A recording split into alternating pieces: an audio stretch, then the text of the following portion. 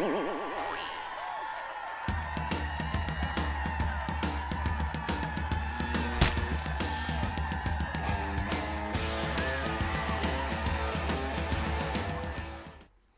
guys, Comic Boom here to talk about a superhero priest. A Roman Catholic superhero. A priest, an average, ordinary, everyday priest working for the Vatican. A secret sect of the Vatican called the Soulfinders. I am reviewing Douglas Ernst's pretty gorgeous looking hardcover here called Soulfinder Black Tide. And I love the questions it raises. We all want to read a story that excites us, that challenges us.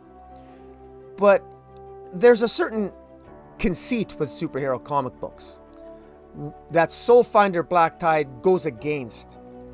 And that is, enough with this moral relativism where we're attracted to these anti-heroes that are jerks, but they happen to do the right thing. I mean, how many times do we have to be entertained by the same cliche where it's a revenge story? You know, someone's family is killed, so you're going to take revenge, and then you're going to tell everybody else who wants to help you, you know, revenge isn't the way, but you go ahead and you do the revenge and you do all the killing, and you never see the light of day. The anti-hero always remains the jerk, remains truly, genuinely lost. Their soul is lost, but somehow they think they've achieved redemption by the end because they've managed to do all this killing. I think of The Crow, for example. The Crow. Remember The Crow? How unheroic that was? This guy who comes back from the dead just so he can inflict more pain and suffering on those who inflicted the pain and suffering on him. Absolutely nothing heroic about that whatsoever. Now you can say that wasn't the point of the tale, but I'm going to say to you that I know it wasn't the point of the tale. The point of the tale was to entertain by saying, look at how much anger and vitriol and hatred our superheroes have if you really stop and think about it. They actually don't stand for anything. And that's why so many of them stand for nothing. And first and foremost, I love Soulfinder because of how it makes me think about the superhero genre, and it's challenging my preconceptions. Now, I'm not saying I'm not going to go out and buy myself a good Punisher comic book every now and then, but the hero of Soulfinder Black Tide, I'm going to come back to as much as I can as a friendly reminder that love conquers all, and that our faith is what saves us. Because in our world, in the real world, just as in the world of the Soulfinder Black Tide, which is in many ways probably the closest reflection of our own in terms of faith and in terms of the importance of having a belief in a higher power and a blind obedience to something as simple as love, and understanding that love has no opposite. The opposite of love is not fear, because fear is a construct in our minds. And what Soulfinders do, what makes them impressive, is that they exorcise demons from us. They perform exorcisms. Soulfinders are a rare breed of the Vatican, and there's only 79 of them in the United States over time. And the hero of this graphic novel, Patrick Retter, is a Soulfinder, and he's the 79th Soulfinder, and his mentor is Soulfinder number 77, a Father Crane. And they've got a good friend, Detective Chua. And this is the base of operations here is Steepleton, Maryland. And this this graphic novel starts off the adventure with a theft of the historical society of a museum in Steepleton, Maryland. And what is stolen are some ancient artifacts or relics that a journal that appears to have been regarding something called the Star of the Sea, which was a ship that sunk off the coast of Steepleton, Maryland, in the 1700s, and it surrounds what was believed to be by the Vatican a miracle performed by a Cardinal Cascia, Cardinal Pacifico Cascia, who kept all the passengers alive on the Star of the Sea ship that ultimately ended up sinking. But their lives were saved and prolonged just from eating the Eucharist, and it sustained them, and it sunk off the coast of Maryland. Now, right away, when Detective Chua investigates this theft and he captures the person that was that broke into the museum, this person collapses and their body seems to fall apart, and clearly it looks supernatural. And right away, Detective Chura knows this is a case for my good friend Father Patrick Retter, who's a Soulfinder 79, because he's got a voluminous knowledge of the occult. And of course, this involves the military, because as they investigate, the U.S. military gets involved. And what I love about this is that the U.S. military, unbeknownst to us, they've always been aware of ongoing of spiritual warfare. And they've been after this guy named William Nebel. Now, this William Nebel is a guy they've been after him for decades, and he has a fascination with the occult. And William Nebel, because he has a fascination with the occult, naturally that attracts the demon Blackfire. And the demon Blackfire is a demon that wants to move humanity toward something called the Black Tide. Hence the name of the graphic novel, The Black Tide. And this is gorgeously drawn by... the art here is fantastic. The hardcover is fantastic. Gold trim, beautiful. This is hands down. I've never had a hardcover this well put together ever. A close second is like Painkiller Jane hardcover I got from Jimmy Palmiotti and Amanda Connor. Fantastic. This one even rivals that. Unbelievable, gorgeous, glow in the dark on the back. Man, this is beautiful. And artistically, it's fantastic. The hardcover reproduces the story in black and white after it's told in color. Very well done. The art here is just fantastic. Maybe I'll try to show some of it. I'm trying to surround myself in this video with some of the art. This really is a beautiful, beautiful story. Now, what is Black Tide? Black Tide is basically, it's the goal that the demon Blackfire has, whose master is the devil, to drown the world in hopelessness. And what the demon Blackfire does, he wants to send his minions to the sea of the Star of the Sea, which is now sunken off the coast of Maryland, to essentially obtain these relics, to destroy any relics that might have, I believe, of any sort of holy significance. And this is where the Soulfinders are recruited by the U.S. government. Now, Patrick Retter's mentor is this great character by the name of Father Crane, and he doesn't trust the military, and he's got a long history that goes back, he's got a lot of Vietnam history, and writer Douglas Ernst has teased that he might have some stories to tell in the future regarding Father Reginald Crane that will eventually be told. Father Crane doesn't trust the military, and he would rather have even though the military wants them to go out and check out and dive down to the bottom of the sunken wreck of the Star of the Sea, he doesn't trust. He'd rather have a civilian take him out there. And they end up, it sort of reminds me of that movie Jaws, where they get this older guy, Captain Oscar Redburn. He's this old, bitter guy who speaks a Tagalog language, which was a Filipino language. He speaks German, he speaks Tagalog, and he speaks English, and he's kind of a miserable bastard. And right away, Detective Chua and Captain Redburn, they do not get along. They do not like each other at all, and that creates some tension on this little seafaring vessel called Kurt's Widow. They go out to this wreckage. Father Retter ends up diving down, but to this wreckage, and this is where the central power of the story comes through, that is either going to be lost on some readers, or they're going to get it and they're going to embrace it. Mileage is going to vary in terms of how much people get out of this, because the challenge that he has is that the Father Retter, in battling the demons, when you battle a demon, you're battling against your fears. The moment you have doubts and fears of any kind, anxieties, depressions, that leaves a door open for a demon to come in and to possess you. And when that happens, sometimes the only thing you have left is prayer.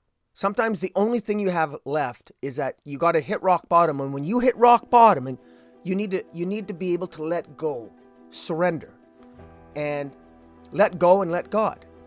And there's in what is an extraordinary scene here is there's a wonderful scene where Father Retter has reached a low point, and he's seemingly defeated at the bottom of the sea, and he's almost ready to give up, and he realizes that the only thing he has left is his faith in God. And there's a beautiful scene with him just floating, and he's not giving up. He's surrendering his fate to God to be a vessel for God. And God saves him. And a lot of this, all of it's taken place in his mind. But it's taking place in what I would call almost like the soul. There's the physical, and then there's the psychological, and the spiritual. And since we are all spiritual beings leading human lives, not human beings leading spiritual lives, we are spiritual beings leading human lives, as has been said. The true power of all of us lies in spirit.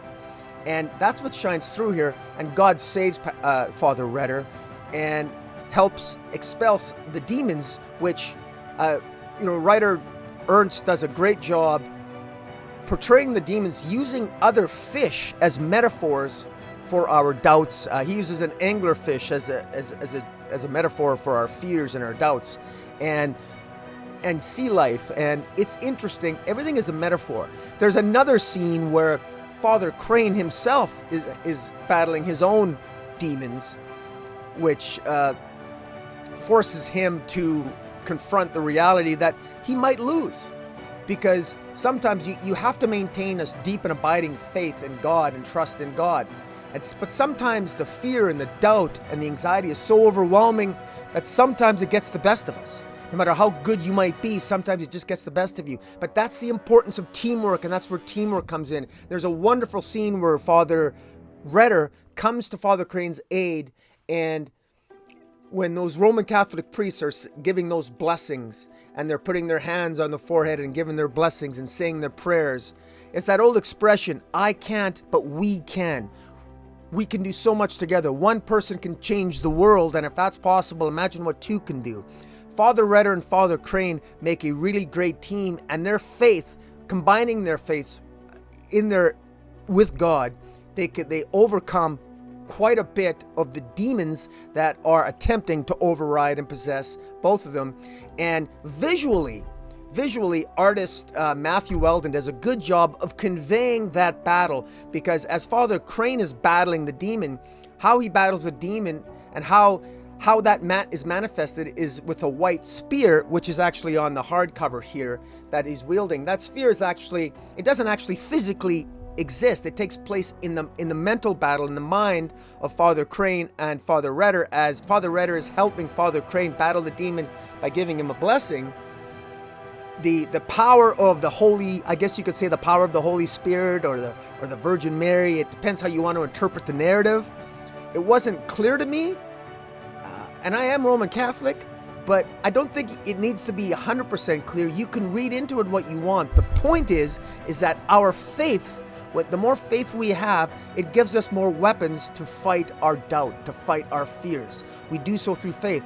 And metaphorically, and through the narrative, through this comic book, the weapon that manifested was a spear that, in his mind, Father Crane hurled at the manifestation of the demon and defeated it. Where I like the creativity by writer Ernst is that, I feel I'll just call him Doug, is that he tries to draw out and make manifest and make more accessible the idea of faith, and that so much of this is about metaphor. And guys, a lot of people are aversive to the word God, and they shouldn't be, because when I read a superhero comic book like DC or Marvel Comics, when I'm reading about Wonder Woman worshiping Athena, and she gets on her knees and she supplicates herself to Athena, and she puts her faith in her gods, and they reward her and they help her, and humanity is saved.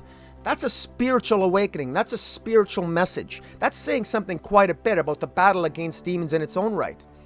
This just brings it more home. The Soulfinder Black Tide talks about Roman Catholicism. So instead of dealing with the mysticism and the magics and the sorcery and the power of the Greek gods or the new gods, we are talking about the Roman Catholic God.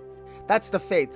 Mileage will vary. You can be an atheist and still enjoy this book because it's a good adventure tale. And ultimately, even if you don't think that the struggles of Father Retter and Father Crane against the demons are religious or spiritual, even if you don't view it in Roman Catholic terms, you don't have to, because the metaphor is there and it's prevalent throughout the issue that, look, this is the battle that we all have against our doubts and our fears.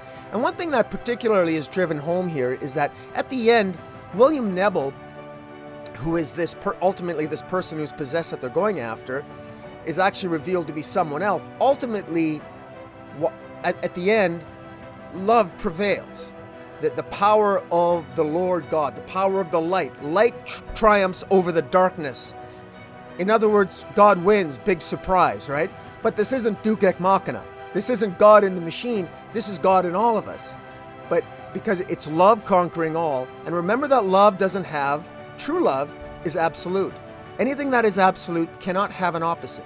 The opposite of love is not fear. Fear is a construct in our mind. And what I find fascinating about it, I like the approach here of trying to make the spirit, the powerful spiritual, accessible in a superhero interpretation. I just find that kind of fun and interesting. It's just fun, right? Because when you think of a Green Lantern constructs something out of their fear. Think of the Sinestro Corps. They make constructs out of their own fear. It's their fear. They have the ability to create fear. They have the ability to impose fear on others, and that their propensity to being fearful gives them the ability to create constructs. Well, the reality is that we do that all the time naturally, because fear is a choice. Why do people always choose to be afraid? They choose to be anxious. They choose to be stressed. You can choose to be happy, and that's the moment you choose that. By definition, if you're choosing that fear, if you're choosing to be unhappy, if you're choosing to let anxiety in, if you're choosing that, and you are choosing it, we do choose it. We focus on it. What we focus on grows. If we're focusing on what bothers us all the time, don't be surprised if you're depressed all the time. However, the point is that the love is always there, but we're cloaking it. We're covering it up. And the central theme of the power of this story is to elevate above that and say, it's always just a reminder to all of us that it's always there. The true strength and true power is just under all that doubt, under all that insecurity, and you got to let go and let God. In other words, it's the same way as having willpower with the Green Lantern ring. You got to have the willpower to fight through the fear. Let the fear go through you, because the fear is unreal. There's a wonderful phrase in A Course of Miracles that says that nothing unreal exists, and fear is unreal, and therefore fear does not exist. And when you understand that, you understand that love is all there is, then therein lies the peace of God. And what I've always found so empowering about superhero tales is that really the spiritual is always there in superhero tales. Because you look at Wonder Woman at the end of Death Metal #7. When all is lost, the multiverse is dead. The only thing that can save the multiverse is Wonder Woman accepting the proposal of the Batman who laughs, who embodies evil, who says, look, just do what I say. We can still save the multiverse, but the multiverse is going to be in my image. Evil, the Batman who laughs image. But at least we won't all be dead. Wonder Woman resists that ultimate temptation. She resists that temptation, and she says no, she would rather have all of humanity die than to embrace the darkness. Because even in death, there is light. And better to die for something and die for love and die for the right reasons, because with love, you never truly die. That which you love never truly dies. Love is always the absolute. And if the multiverse dies, that's filled with nothing but doubt and regret. Nothing is lost, because doubt and regret never existed, were never real in the first place. Only love is. And so, as a result, at the end of Death Metal, the DC universe dies, but it's resurrected by the cosmic gods who reward Wonder Woman's faith. They reward her faith in love, her faith in humanity. Guys, Death Metal is a very spiritual story at the end. And unfortunately, most people will remember it as a story that just sells Batman figures. That's how I remember it, unfortunately, because it was mostly a very terribly written story throughout most of it. But it did end on a note that spiritually, it actually has a message. Sadly, people miss the message of Death Metal, and Well, that's just the way it is. Even I kind of missed it at first. I'm giving it the benefit of the doubt. My point is that if we look at stories from a spiritual perspective, the reality is that there's a lot of stories that have religion as their foundation. Religion, faith. Somebody with good morals, genuinely good people like Patrick Retter, the protagonist Patrick Retter, Father Patrick Retter, Father Crane. These are guys that help others. They serve others as soul finders. If you're feeling down or depressed, help somebody. Be friendly to someone. If your life isn't going well, do something to make life well for others. Love conquers all. When you do that, you have no idea the consequence of what your love and kindness to another being will have. That's the power of it. That's what Patrick Retter understands, Father Crane understands. That's the underlying message of the entire narrative of both volumes. And that's why I like this and it makes it think. And to top it off, everything I just said you can completely ignore if you just want a good popcorn comic book to read. I was going to say popcorn movie, but there's a little bit of a cinematic feel to this. If you want, you can just this is just surface level reading if you want. Because this is about two Catholic priests and a detective that are fighting the demon Blackfire, man. And boy, do they get their ass handed to them early on. But they have to come together as a team at the end to do it. And when they come together as the team, it's because they got faith in each other. Because early on in this story, I got to tell you, I had some questions because I thought they were crazy. I mean, there were some things that I thought were so obvious. I was surprised that they never saw certain deceptions that were occurring. There were some, they screwed up at the beginning here. I mean, they weren't smart. These are flawed human beings that made mistakes, and they paid for them. And the only reason that they never paid the ultimate price at the end was because of their faith in a higher power. And there's a message to be had there for all of us. And this is, in many ways, the most relatable comic book I've read in a long time. Because at the end of the day, all you have is your faith. And now, what do you believe in? If you don't believe in something, that tells you something right there you got to work on. And that's why I think that Soulfinder Black Tide, it has a lot to offer. I would definitely recommend that people check this out. Artistically, again, I'm going to say Matthew Weldon has done a really good job here. The colors of Brett R. Smith really pop off the page. And if you're not into colors, they've even got the whole thing reproduced in black and white. The price point here, it is high, but you're paying for some pretty good quality work. Now, I do have some criticisms. Well, there was different languages being used. And at different points, he gave the translations of what the priests were saying when they were sort of casting the demon away. And I actually think that in some of those places, I didn't need the translations. And I don't think the translations moved the story, to be honest with you. And I don't think they were necessary for me to get the point of the story. And they weren't necessary for me.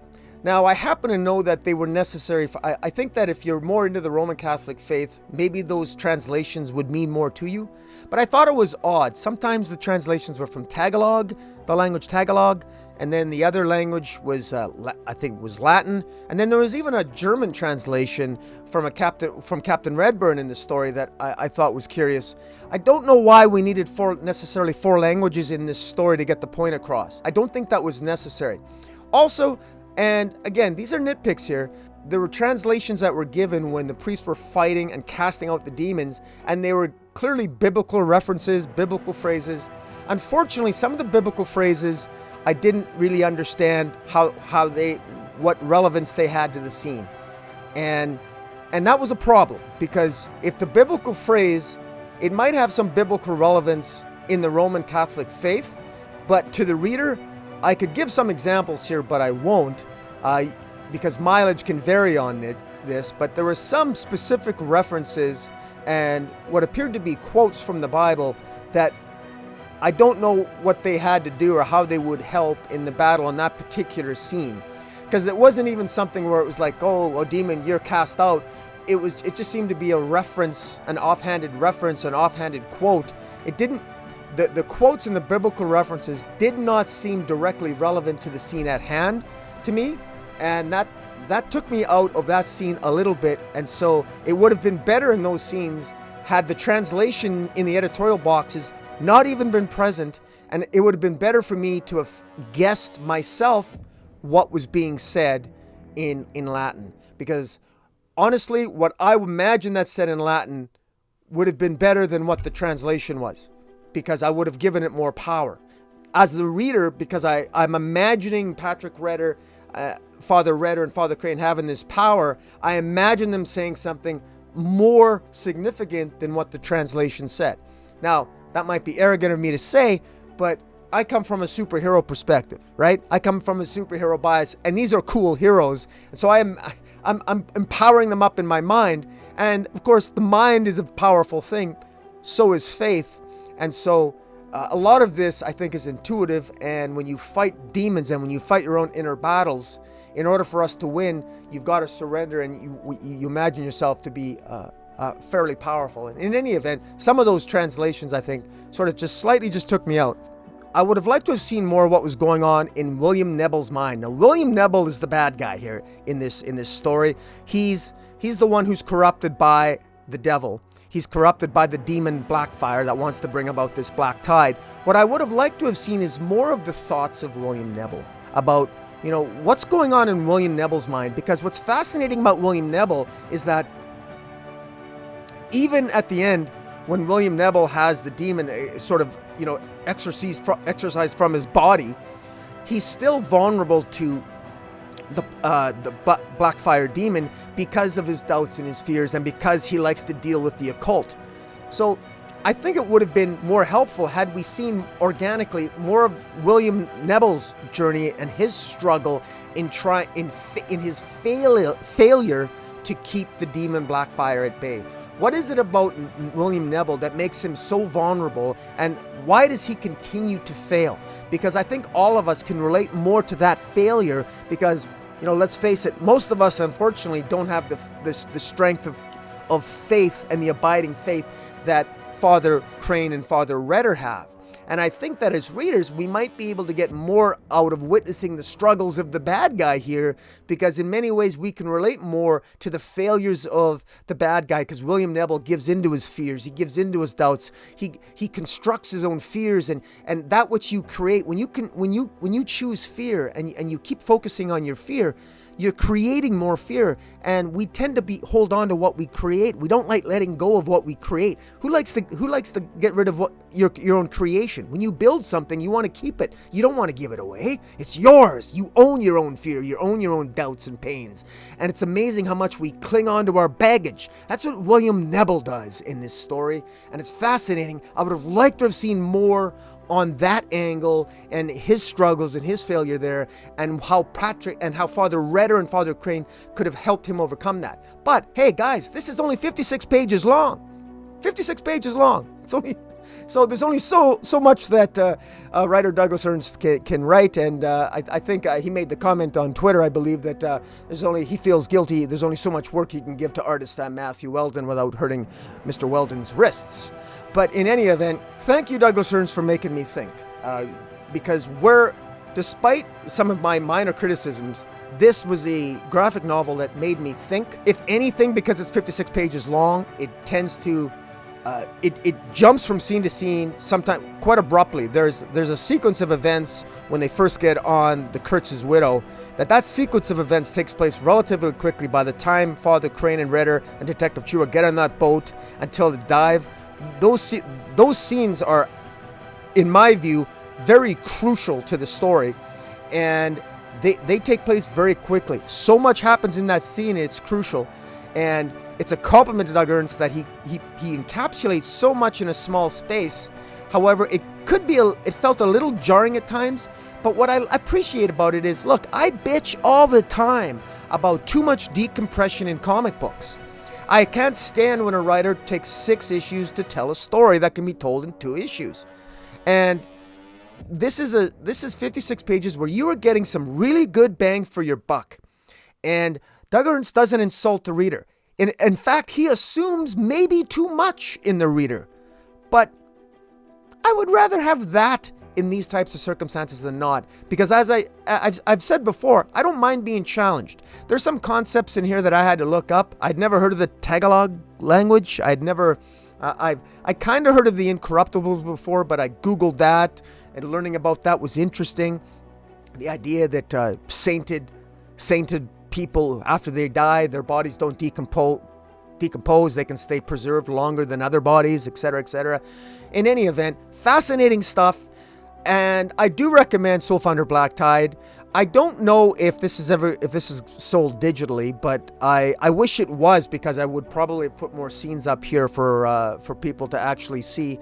There's a great sequence on the back here. I got different scenes that I can show, and in the back of the hardcover, it reproduces the story in black and white, so that you can see just how much, you can see the talent of colorist Retter Smith. He does a really good job here, you know, and it really is, it's better than when it looks when it's just black and white. But at the same time, we get some gorgeous prints on the back. There's an art by Timothy Lim in the back, which is just gorgeous.